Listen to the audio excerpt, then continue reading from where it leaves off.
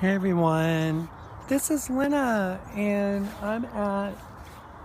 this is Lynna's life, and this is a little different today because I am at my very special location here today. I am in front of a place that has basically been a good memory for me. There's my car back there, my little black toaster. Well, here's the reason for my blog today. I moved to Minnesota in December, I think 17th of 1999 with my small family of one and a pregnant wife expecting in 2000. And we moved to this building here. This is where we unloaded our moving truck. And I lived down there in apartment 1. And I had a garage stall here. And it looks the same. It really does. It looks the same as it did back then. The paint looks the same. The colors look the same. I mean, it's not anything, it's nothing really big. It's just an apartment, but it's a special place because this is where I basically started over and started a new life in Minnesota. So that was the first step. Having my family, moving to a new place. I had no idea. I didn't know what I was going to do for a living. I just came up here on a wing and a prayer. I didn't have a job here. This is the hill right here where it was filled with snow, imagine. And we went sliding down, my 6-month-old or 8-month-old or whatever. And we went sliding down this hill. It's not like anything big, but it was our hill, and it was special because it was us, and we were a family, and we were happy. Well, I say we were happy, but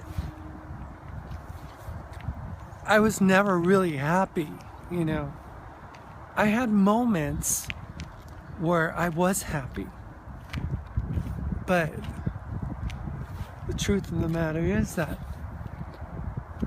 I was hiding even then. But this isn't about that. I've talked a lot about my transition. You guys are probably sick of hearing it.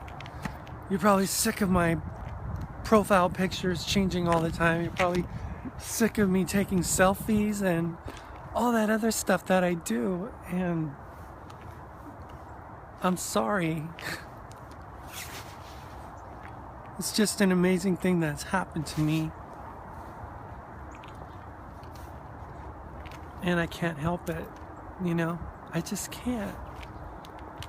And it's cold out here, so I'm gonna hop into my car and continue this blog. Driving. Oh gosh, I have my winter coat, like my big thick one that covers my booty, and I I need it today because it's so stinking cold, but jeez, let me put my seatbelt on. Whoa, watch out. It's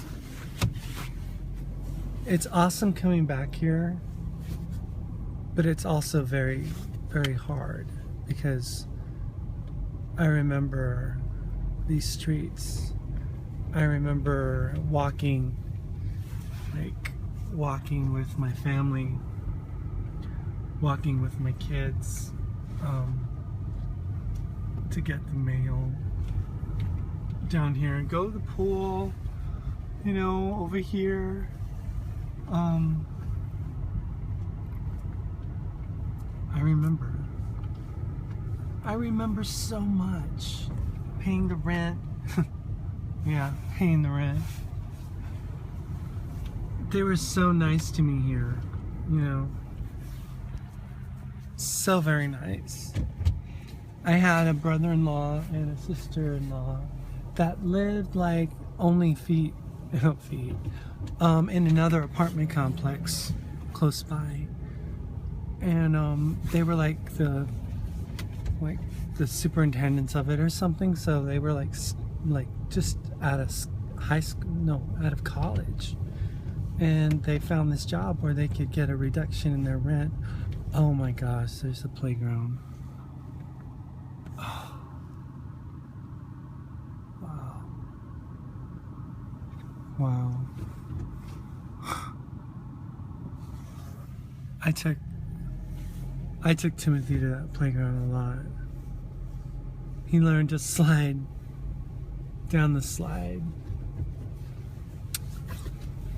a lot there initially. Not much has changed here, really. I mean, it's very much the same as it was when I left. It's just a totally different place in life now. Totally. Like night and day. I used to run around here too, or attempt to. I was, of course, probably around a 34-inch waist at the time. Probably weighed a good 215. I was always a big boned guy, and I always wanted to run to lose weight, but I just couldn't. I couldn't. Oh, this is the old Walmart. We used to go get, stuff here. Is it still a Walmart? Oh my gosh, it's still a Walmart? It's like old, I mean, it was new then, but it's old, Huh. I know that they've remodeled it and everything, but still, it's one of those like non-super Walmart super centers and stuff. And there's Kohl's. Yeah. Driving through here is just brings back lots of memories. Lots of memories of a time that was so innocent. We were so dependent on God for everything. Not that I'm not now, but God knows I am. But so dependent.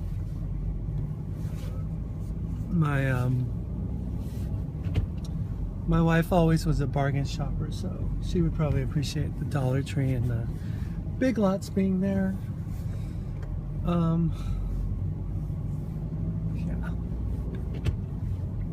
Yeah. Well, not much has changed here. Huh.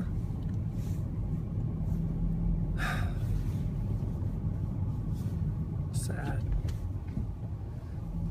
It's sad reality. When a year goes by and you haven't seen your kids since June when you left.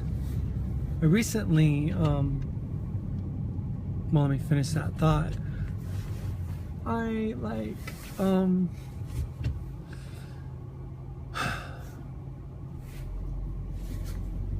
just feel so bad. I just feel bad. I can't help it. I mean, sometimes I say, damned transition. Why did you do this to me? Why did you make me lose what I love so dearly? Why does gender dysphoria even exist? Why is it even something people have to deal with? I don't know. I don't have those answers. I wish I could put a nice ribbon on it and tell you to put your chin up and get over it. And if you have these tendencies, to just not act on them. But it would be foolish for me to do that for you. Because what you're feeling is real. What you're dealing with is real. And if you're dealing with a childhood gender dysphoria, it's real. And it needs attention.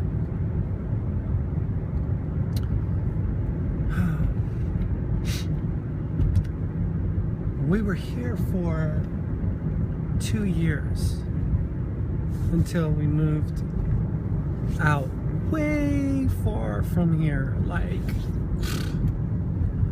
other side of, I don't know. I used to say we moved to the North Pole, and I think I was right, because the North Pole was probably not too far from where we lived. We moved from here in Egan, which is south of Minneapolis, south of St. Paul, in an area that is very nice, to a very kind of like almost rural area that was north of the cities by about 50 miles. So for me to drive in to do Twins games in the summer, it was quite the ordeal. It was something that you had to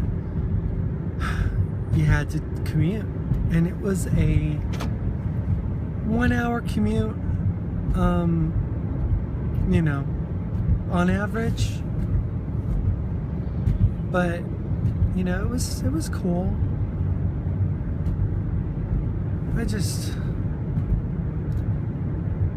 Sometimes I just long for the simple days. Sometimes I long for the time when I wasn't struggling with my gender dysphoria as much. Like I said, I always did. It's just, it was always like, oh, what if?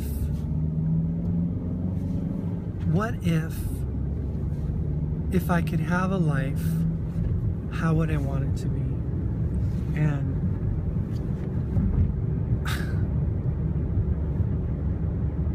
well, I got what I wished for.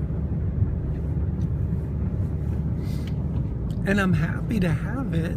I really am. I'm super, super way better emotionally than I've ever been.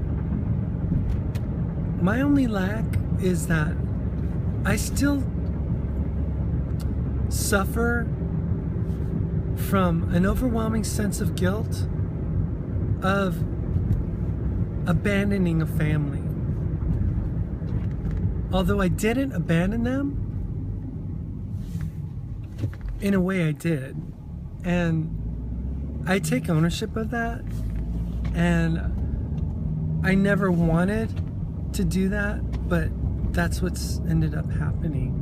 And it's so painful. So painful. It's a pain that doesn't go away, you know?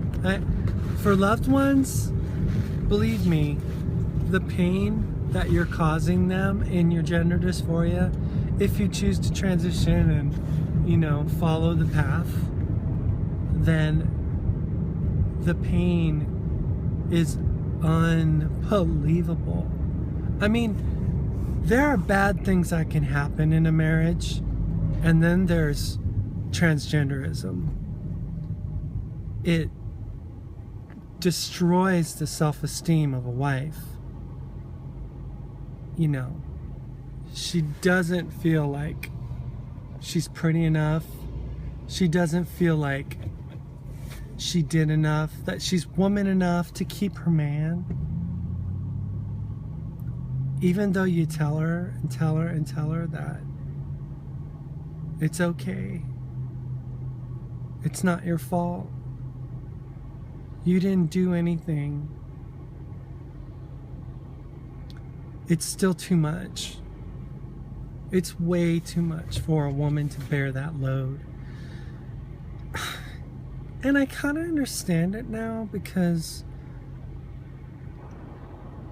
as a woman, you wanted the promises to be true. You wanted your prince to take you to the castle. You wanted to live forever, like ever after. You wanted the storybook. But you got something else.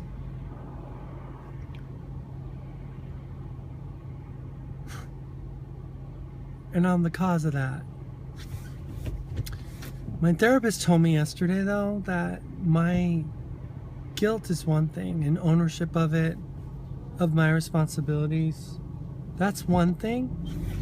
But the resentment that she shares with me is hers, and that I shouldn't take that on. It's hard not to take on stuff that you caused, because I did it, you know. But she, as rough as this sounds, she's gonna have to deal with these realities on her own. She's gonna have to come up with solutions on her own. She's gonna have to live her life on her own. And I can't be responsible for that part of it. Did I cause it? Oh yeah, I caused it. But what we do as individuals is so totally a different story. Am I at a different place in life? Oh God, yeah.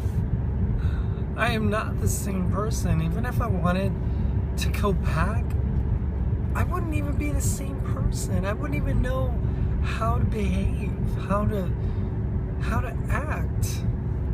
I just wouldn't. Would it be something that I could do? I could try, but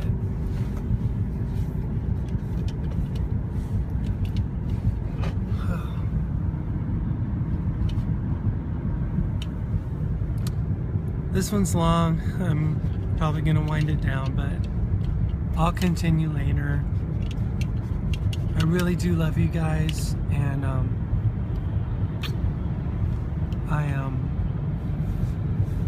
I thank you for following my life and letting me come into yours, and letting me just be real, you know, letting me be honest with you, letting me be honest about these very serious issues